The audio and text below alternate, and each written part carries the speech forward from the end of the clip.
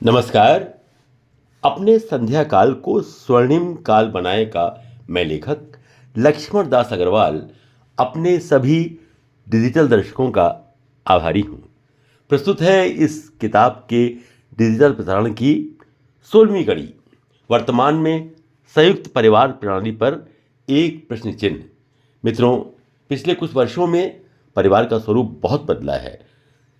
संयुक्त परिवार तमाम सारे कारणों से एकल परिवार में बदल रहे हैं। अब क्या स्थितियां हैं, क्या परिस्थितियां हैं, क्या परिवर्तन आया है और क्या होना चाहिए, बस इसी पर विचार व्यक्त किया है मैंने इस एपिसोड में। और हाँ, एक ख़ास बात आपसे, हर दिन आप इस किताब की इन कड़ियों को सुन सकेंगे और हर दिन नई कड़ी प्रसारित होगी। समय रहेगा वही शाम 6:30 बजे। आपकी प्रतिक्रिया की प्रतीक्षा रहेगी। धन्यवाद।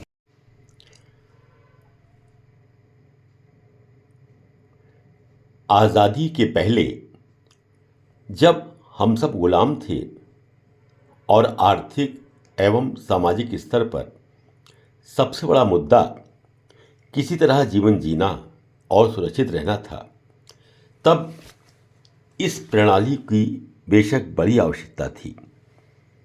मेरा मतलब संयुक्त परिवार प्रणाली से है, क्योंकि अगर सारा परिवार एक स्थान पर एक घर में संयुक्त रूप से रहेगा तो ही अनेक मोर्चों पर खतरों का सामना कर सकता था।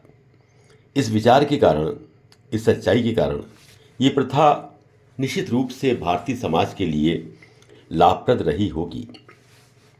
तब निश्चित रूप से ये अच्छी व्यवस्था होगी, क्योंकि सामाजिक सुरक्षा संयुक्त परिवार के साये में ही संभव थी। लेकिन समय बदलने के साथ प्राथमिकताएं बदलती ही हैं। आज जब मैं देखता हूँ कि कुछ लोग बिना सोचे समझे संयुक्त परिवार प्रणाली को आज के युग में भी हिंदू धर्म की अच्छी व्यवस्था के रूप में मानते हैं, तब मुझे थोड़ा अफसोस होता है। सच यही है कि यह व्यवस्था देश के लिए अब लाभदायक नहीं रही है। आज संयुक्त परिवार प्रथा काफ़ी हद तक टूट चुकी है। हर व्यक्ति अपनी रुचि के हिसाब से अपने बच्चों को पढ़ा रहा है, उनके कैरियर की व्यवस्था कर रहा है और व्यक्तिगत रूप से अपनी योग्यता अनुसार काम करने का अवसर मिलने से समाज बेहतर तरीके से विकसित हो रहा है। मेरे संज्ञान में ही कई बड़े और धनाढ्य परिवार देखते ही देखते आर्थिक रूप से छिन्न भिन्न हो गए। इसका जब विश्लेषण करता हूँ तब मुझे महसूस होता है कि संयुक्त परिवार में संकोच एक बहुत बड़ा मुद्दा था। संयुक्त परिवार की सत्ता का केंद्रीकरण किसी एक व्यक्ति पर ही होता था और वही किसी विषय में जो निर्णय लेता था उसे सब मानते थे। संयुक्त परिवार में व्यक्ति की स्वतंत्र रूप से सोचने और कार्य करने की क्षमता भी प्रभावित होती है।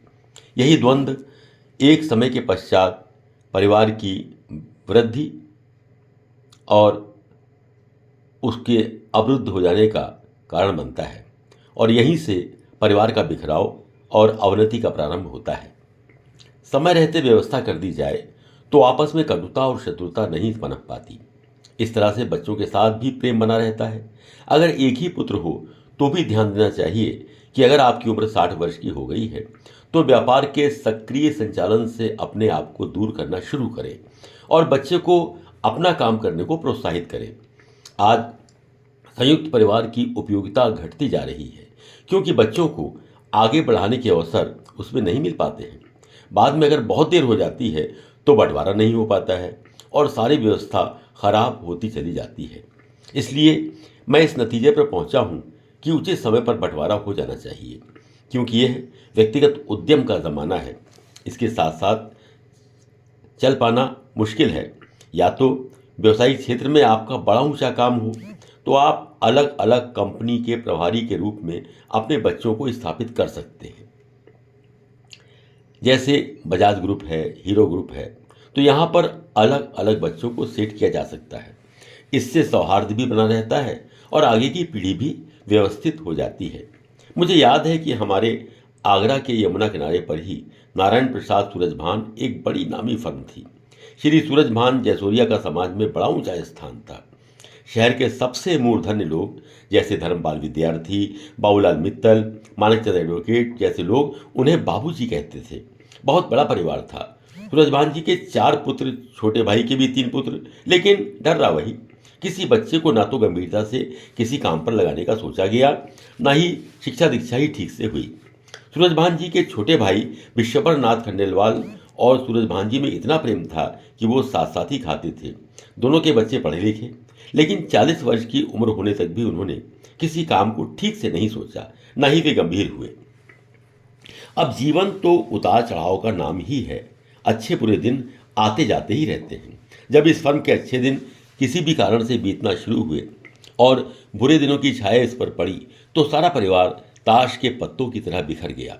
कुछ बच्चों ने छोटे मोटे काम किए, जैसे बीमा एजेंट बन गए, कोई छोटी मोटी दुकान खोल ली, लेकिन कुछ कर नहीं पाए। कारण ना कोई अनुभव था, ना निर्णय लेने की क्षमता और ना ही गंभीरता। धीरे धीरे सारी फर्म खत्म हो गई। परिवार के मुखिया को कहना पड़ा कि खाना रसोई में मिल जाएगा, लेकिन बाकी के लिए तुम लोग अब खुद अपना इंतजाम करो। एक और परिवार की याद आ रही है, गंगा प्रसाद रतनलाल। ये फर्म इतनी बड़ी थी कि यहाँ से हुंडी का भाव निकलता था। ये लोग 3 भाई थे, चीनी के व्यापारी थे, लेकिन जब यहाँ भी क्राइसिस आई ना, तो यही स्थिति हुई। बड़ा लड़का डॉक्टर था और उसने मथुरा में डॉक्टरी के लिए एक छोटी सी क्लिनिक खोली। इसी तरह अन्य बच्चे भी सही से अपने को व्यवस्थित नहीं कर पाए और परिवार तितर बितर हो गया। परिणाम वही, ढाक के 3 पात। कई अन्य फर्म भी इसी व्यवस्था के रहते नष्ट हो गई, जिसमें Prakash engineering and rolling mills, Gangadhar Ramchand स्टैनिंग मशीन टूल्स आदि का नाम लिया जा सकता है। के लिए एक स्पेशल ऑफर। इस किताब की मार्केट प्राइस 500 रुपये है, जिस पे आपको मिल रहा है 40% डिस्काउंट, यानी कि मात्र 300 रुपये में with free delivery at your door step. Book लेने के लिए इस QR कोड पर या स्क्रीन पे दिखाई गई UPI ID पर 300 रुपये का पेमेंट करें और उसका स्क्रीनशॉट अपने एड्रेस के साथ हमें WhatsApp नंबर पर भेज दें, and you will receive your book with in 4 to 5 working days. Thank you for your support. Please like, share and subscribe this channel.